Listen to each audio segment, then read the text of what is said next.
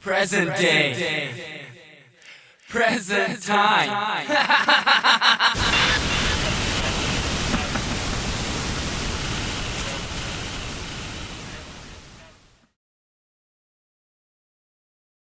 Quite a while since I've seen you, and it's always a pleasure to run across you from time to time. What's it been? About 8 months now, I guess. No. No, here we go. It's been 11. I wasn't feeling good that night. 11 months. 11 Yeah, months. it's been quite a while. In the meantime, I think since the last time I've seen you, Listen Here has been recorded and recorded and recorded, so you must be bringing home a nice lunch these days. Yeah. Well, Those are my strong-arm men, getting the guys to record them. it's a good tune. In fact, I think it was Young Holt Limited that were in here one time, and they had recorded it. And I think just about everybody I've interviewed in the last 6 months has done something with it. And then this is a great one, great version of it. Yeah, like Joe Newman solo on it. Yeah, the beautiful stuff. Eddie Harris is doing some very unusual things now, from what my scouts tell me. For instance, was it playing tenor sax with a trumpet or trombone mouthpiece? Yeah, that's old news. I'm playing the trumpet with a reed mouthpiece now. No, just 1-2 switcheroo. All right, what's it all about, Alfie? Well, it's a brass mouthpiece that you can use on a brass instrument, which is a saxophone made out of brass, and that's no big thing. AIDE sax did that when his first experiments in the marching band. You know, he played a mellophone mouthpiece on what is known now as an alto. On an alto horn or alto saxophone, but it wasn't really an alto. But he didn't have all the excess keys. But it was equivalent to what is called an alto saxophone now. Now, what I've come up with is a reed mouthpiece for brass instruments now. I can't begin to imagine what it would sound like. Should be intriguing. You're doing this in the act now at the Jazz Workshop. Yes, I'm not playing it too well myself, to be honest and frank with you. I've only been playing it 6 months. I can get all the notes, low G, and I can play a double G. That would be very interesting. We'll get you and Rufus Harley and Roland Kirk on the same stage doing these very intriguing things. Of course, with this trumpet, Clark Terry has gotten one of my mouthpieces, and you'll be hearing him playing it shortly. Nat Atlee has one, and Ray Anthony, to name some of the popular cats. Now, we're going to clarify this. This is an actual saxophone mouthpiece on a trumpet. Yeah, well, it's a special mouthpiece that I'm manufacturing in Chicago. Does this be played with the electronic attachment that you've been using? Well, you can make it electric, if you want to. You can put a pickup on it, but you don't have to. I know. I have different size mouthpieces, and it's up to the individual what size that he gets to get the type of volume he wants. Is there an advantage, say, as far as, I know one of the most difficult things on a trumpet is the extremely high notes. Does mouthpiece help in any way?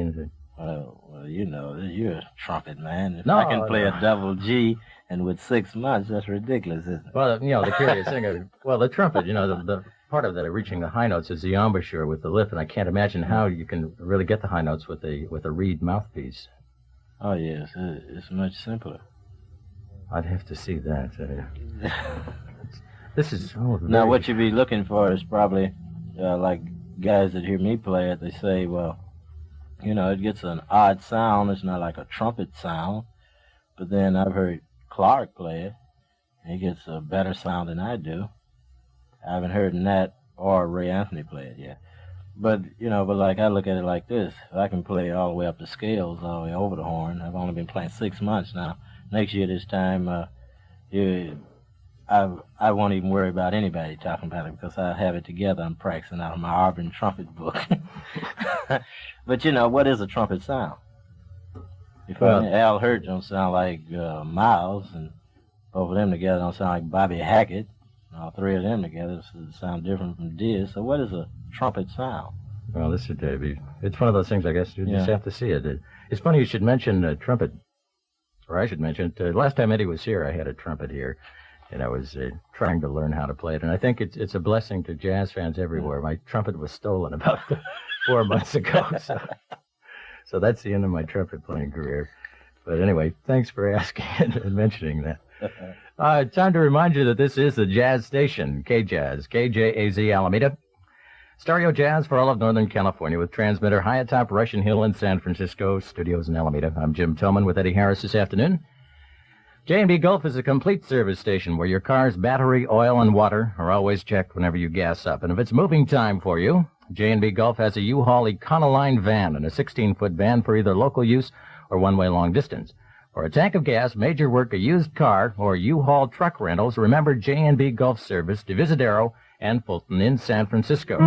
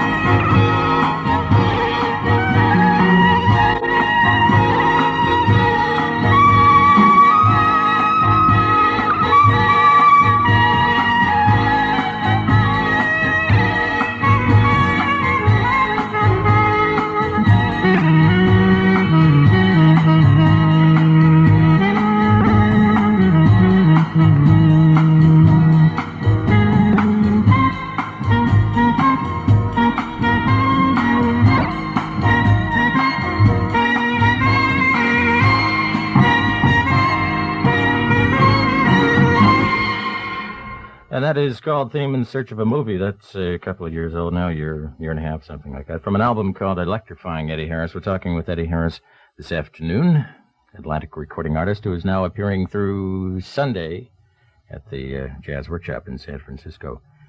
I think one of the keys to your particular style in the past has been the ability to play the tenor saxophone in extremely high range. We talked about that last time you were here.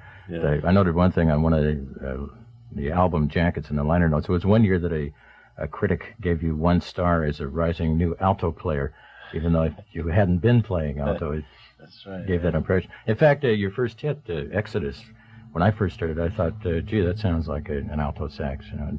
You honestly thought that? Yeah. Of course, I was pretty stupid then. You know. Well, this is 1969. Well, I just got through talking with Don Ellis. I just come from down L.A., and we was talking about this trumpet bit, and he was saying that I always wanted to play trumpet on the tenor. That's why I was trying to play so high. I was trying to play trumpet on tenor. I can see Don Ellis with this instrument you're talking about. He seems like the type of guy who would go for this automatically, like a whole section of trumpets with saxophone mouthpieces. And yes, he's talking about it. He's talking about getting one. With that baritone attachment, or the various models of what's associated as the electronic attachment that reproduces tones and octaves that you play, is it possible to get into a thing where you can play different notes and create chords? No, they haven't come up with that yet. That's in the makings. I'm playing the Maestro unit. That's made by the people who manufacture Gibson guitars.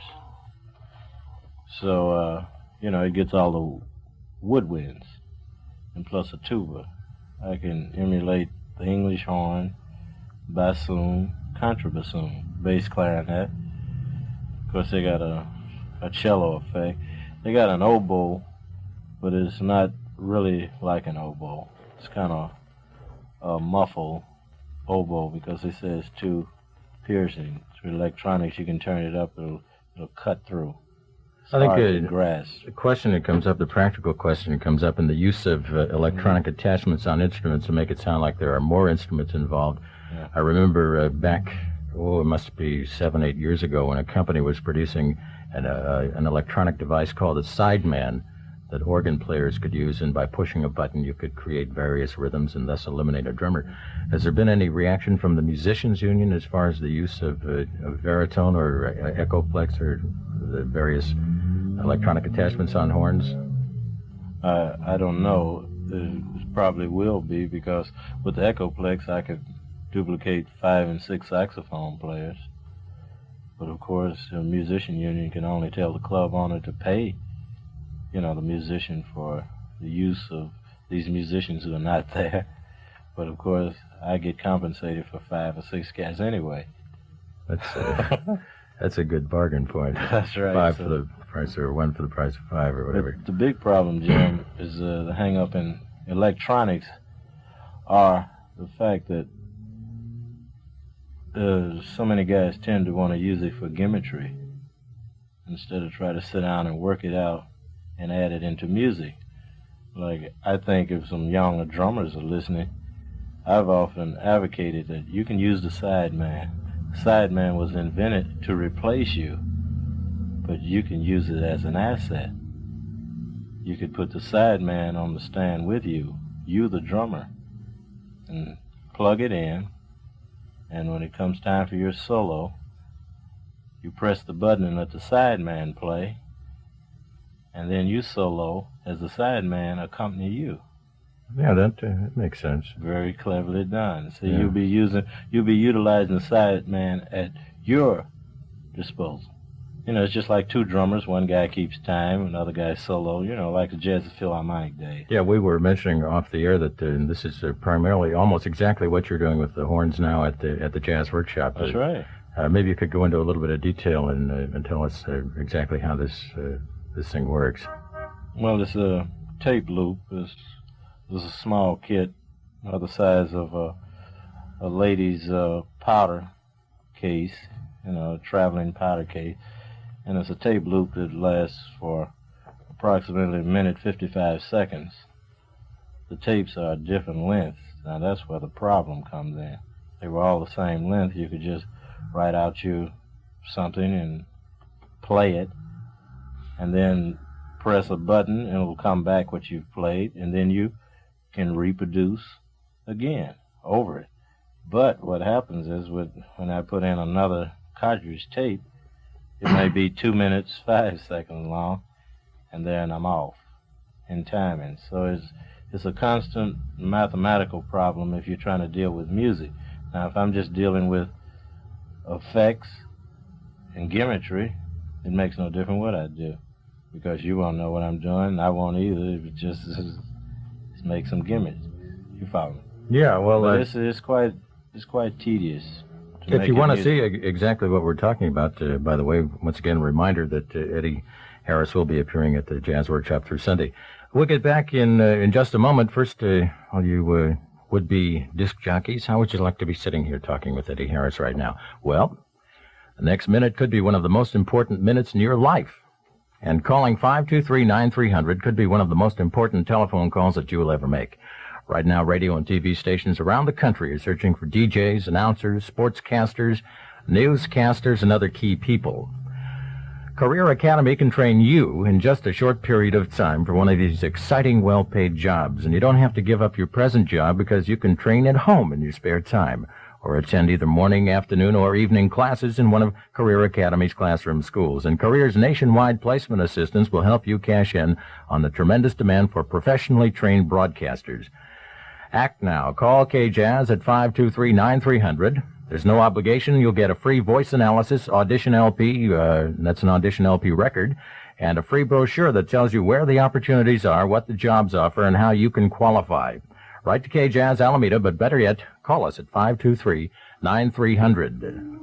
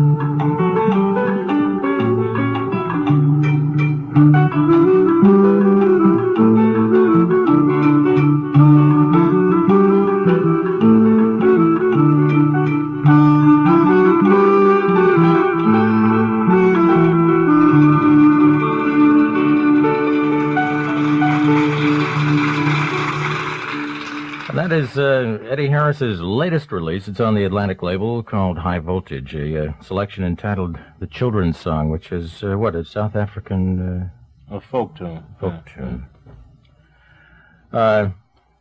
The unusual sounds you heard on there, as Eddie was just mentioning to me, are all Eddie Harris.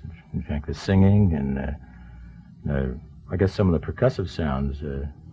Yeah, we had the drummer playing the wood block, and I was playing the pads of the saxophone, which sounds like congos and bongos. You certainly make use of just about everything on that horn. And in fact, there must be something to do with the wire that goes into the the electronic attachment. You'll think of that. Yeah, strangle. What do you like to do best? You like the electronic attachment better than the straight ahead horn, without any electric devices plugged into it? Well, the only difference, there's no difference, Jim, because the point of it is that, as I told many guys that who play well around the country that were opposed to electronics. The reason why I said were opposed, because so many guys are beginning to play it now. I don't know if they're still opposed to it or not. Is that anytime I don't want the electronics, is on my latest album, I'm playing a tune unamplified. Is there a place for us? All I have to do is just cut it off, and I still got the horn there. How about the young guy starting out, the guy who has just picked up a horn to play, and obviously everybody is well aware that this attachment does exist. Do you think it would, say, cut down on his approach to complete dexterity on the horn by starting out right away with the electronic attachment? Would he completely understand the horn and its capabilities? Or do you have to play harder with or easier with the electronic Well, you play... device? My main reason for beginning to play it, because it'll add 15 years longevity to my lifespan as a traveling performer over this world. I think you mentioned that last time. It was very interesting. A lot of people don't think of the strain that's involved in really blowing a horn. That's right, because drummers play a lot differently now, and mainly there are a lot of groups that use organs, guitar players, and you have your lungs battling these guys, and that's a losing battle. I mean, you can't last. A lot of places the PA systems are not too good, and you have to blow too hard. It's just like even with trumpet players. They can't stay above the staff all evening. They won't have any chops 3 or 4 years from now. I can recall many times seeing trumpet players falling off the stand practically after getting through playing several Stan Kenton sets. That's right. Where the trumpet parts are very demanding. That must be a very difficult thing to do, that night in and night out on the road and so forth. So if a youngster's starting out to play an instrument, whether he plays it electronically or not, even with a guitar, he has to learn to play the instrument. Because if he or she doesn't learn to play the instrument, when it becomes electric, all it's going to do is amplify their mistakes. You see? That makes a lot of sense. I think of my old trumpet days, and I say, I'm glad I never had one of those. It's just about 12 minutes before 5 o'clock. We'll get back to talking to Eddie Harris in just a moment.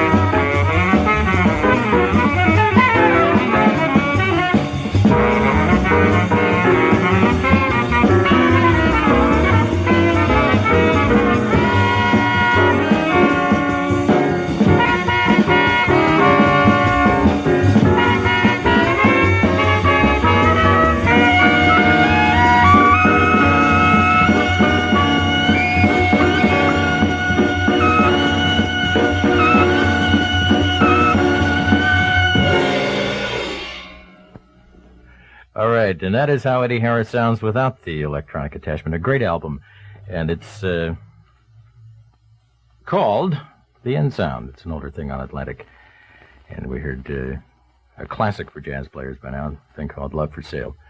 We've been talking this afternoon with Eddie Harris about recent developments, about the new attachments he has on his instrument, and I'm sure you'll find it very interesting if you stop by the Jazz Workshop through Sunday, or pick up any of the albums we played this afternoon. They're all available on Atlantic. You have a couple of new things coming out that should be quite interesting. Why don't you tell us a little bit about the Montreux Jazz Festival album you made? The one with Les McCann. That should be pretty good and funky. Benny Bailey's playing trumpet on there also. We just got together like a jam session and played some Les McCann. Oh, this wasn't recorded at the festival? Yes, recorded live. Oh, jam I see. Session live, but it came off very well. You know, with Les's tunes. He ran them over, and I looked at the piano. That's an interesting thing. Do you ever tell go it to Benny, you know. Yeah. You ever go to jam sessions anymore? I mean, other than paid jam sessions? It's very difficult. No jam sessions, period, because people capitalize on your jam session. No, I guess. I think there should be more jam sessions, then guys could find out how well guys actually play. Then a lot of guys that think they can play will find out how bad they really play. Yeah, Buddy Rich mentioned once that, because he plays every night, he never practices anymore. Do you find yourself in the same position that by playing every night, that supplements your practice time? No. I don't find that. You're still on the road, you still find time to practice? Yes, because if I don't practice these new electronic devices that I'm getting into, well, then I can always just play each night what I already know. You follow, though. Yeah, and just expound upon on the regular saxophone, but I'm dealing with newer things, like a new tape loop, the repeats of that new Echoplex, or trying to play a trumpet with a reed mouthpiece, trying to play saxophone without a neck. See, these things you have to practice. I didn't mean to laugh at it. Some of the things you do come up with are pretty far out. Anyway, a lot of fun. It's a great show to watch, guys and gals. So get over there once again through Sunday at the Jazz Workshop. Where to after San Francisco?